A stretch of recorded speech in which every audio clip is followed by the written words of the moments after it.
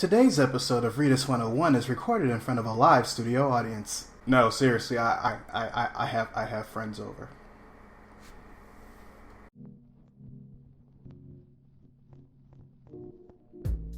Readers, today on Readus Reviews, I'm going to be reviewing Jessica Jones Season 1, aka Jessica Jones. Now, just to let you guys know, out of the 4 shows that Netflix have decided to do, Jessica Jones was my least anticipated one. So I'm only reviewing this just from watching the show and prior knowledge from Daredevil and the rest of the Marvel Cinematic Universe. I don't know anything about Jessica Jones, nor do I really care. Especially since I found out that the comic that the show took inspiration from was written by Brian Michael, can't write superheroes with powers, so he has to dumb them down every time he works on a comic book Bendis. But nevertheless, I've seen the entire first season, and I have opinions, so let's talk about them. So there's this chick named Jessica Jones. She's an alcoholic private investigator and a retired superhero with an array of abilities, living in New York. Because of course she is. She finds out that another individual from her past, with mental manipulation abilities named Kilgrave, is alive and back in the city, and she seeks to bring him to justice. So let's talk about the plot. I feel like the plot was solid. The pacing of the story flowed nicely, and there was limited filler. And the filler that did happen, I felt tied in with the main story pretty nicely. So now we're on to characters and actors. Krysten Ritter as Jessica Jones. Readers, I'm not gonna lie, the first episode was rough. It was hard for me to like her character in the first episode, mostly because I felt that Ritter didn't give me enough for me to want to like her. If she would have made different character choices within that first episode, I probably would have been aboard her train since the first episode. You know, kind of like Charlie Cox's first scene in the first episode of Daredevil. Now, I'm pretty sure it's the character's fault as well, and not just Krysten Ritter. Because whenever there was a flashback or an origin scene, I was completely interested in the character Jessica Jones. As a matter of fact, the only episode where I really wasn't feeling her character was the very first episode. And I don't know how to feel about that. But with that being said, I didn't start caring about Jessica Jones as a character until Jessica Jones started caring about shit. Now, whether or not that was a character flaw from the comics that translated over to the TV show, or a personal portrayal choice on Krysten Ritter's part, I don't know. David Tennant as Kilgrave. Let me just say this. If the 10th Doctor was the one to psychoanalyze the Joker instead of Harleen Quinzel, Kilgrave would have been the result of the Joker altering his psyche. I say a lot of the reason why Kilgrave worked is because of Tennant's natural quirkiness. It made the character both interesting and disturbing, to the point where I didn't know whether to laugh or to be completely horrified, like, okay, that's such a David Tennant. Oh my god, Jesus! Calm down, shit! That wasn't even necessary. And honestly, I would have been disappointed if I didn't see that. Especially when I was made aware of who this character was and what he can do. And you definitely got a sense of who his character was over the course of the season. Now let's talk about Luke Cage. I had no complaints about how he was portrayed on this show.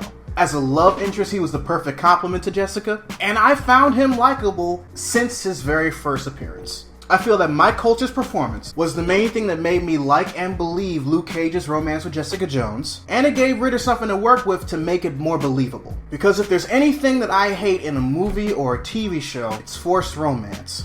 No, seriously, I hate that shit. It's like every time I see it, it looks like they're going like, So should we kiss now? I think so. It says it in the script. Okay. You went over everything else, right? What do you mean? No, I didn't know if you were one of those I didn't know if you were one of those actresses that just like, you know, have like certain rules regarding this and everything like that. Wait, you weren't aware? Oh, so you do have limitations. Okay, I'm okay. Well, what? How do we do this then? Well, first of all, let's not have sex for real. Oh yeah, that makes sense. But we gotta kiss. We have to kiss. It's in the script. Yeah. I understand. But Try not to look like you're enjoying it too much. What?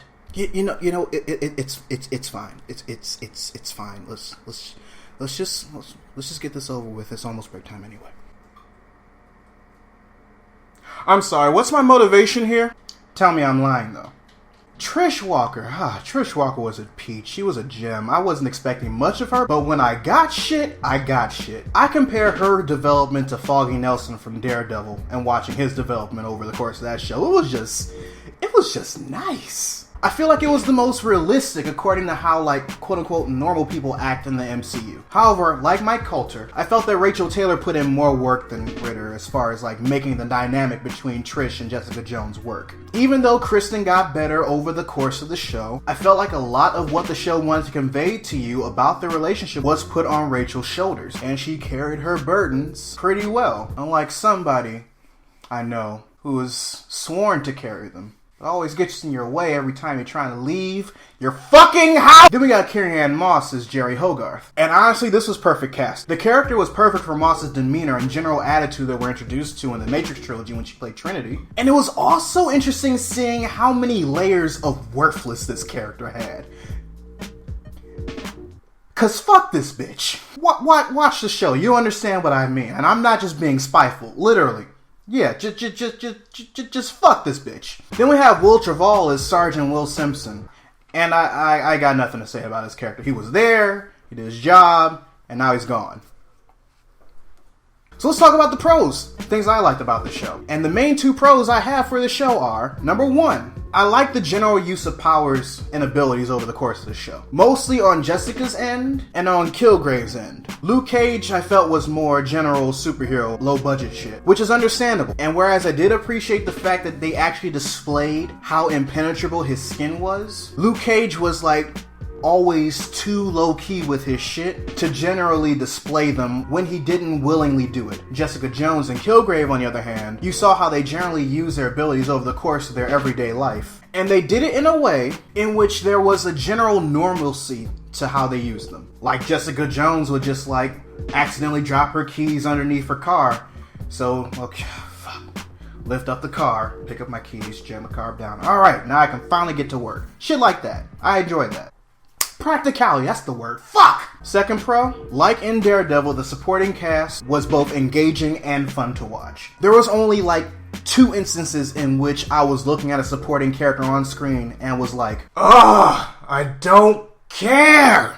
Which is an improvement on my part. The majority of the time, I enjoy watching these people go over through their personal developments and story arcs. And now on to the cons. First con, there was too much sex on this show. Like, seriously. Between Jessica and Luke alone, there were like 3 sex scenes. Whereas 2 of them only displayed the act. It got to the point where I was just starting to get irritated. Like, okay, come on. Is this really necessary? Yes, people have sex. This is a thing. Can we get back to the story, please? And second con, whereas I did enjoy the development and the portrayal of the supporting cast, I felt like they were overshadowing Jessica's development as opposed to complementing it. And whether or not this is because of the character in general or Ritter's performance, I don't know. But yeah, all in all, Jessica Jones was good, but it wasn't Daredevil good. I feel like it's at least a step and a half below Daredevil. I loved and was invested in the majority of the characters, but was a bit disappointed that I didn't get that feel with Jessica herself, even when I did start to care about her. If I were to give it a rating equivalent to that of Netflix's rating, I would give it a 4 out of 5 stars. But that's not to say it's not worth the watch. If you're into the Marvel Cinematic Universe or just interested in Marvel's attempt at Netflix shows in general, you'd probably enjoy this. But understand if you want to skip it when it's eventually released on DVD and Blu-ray.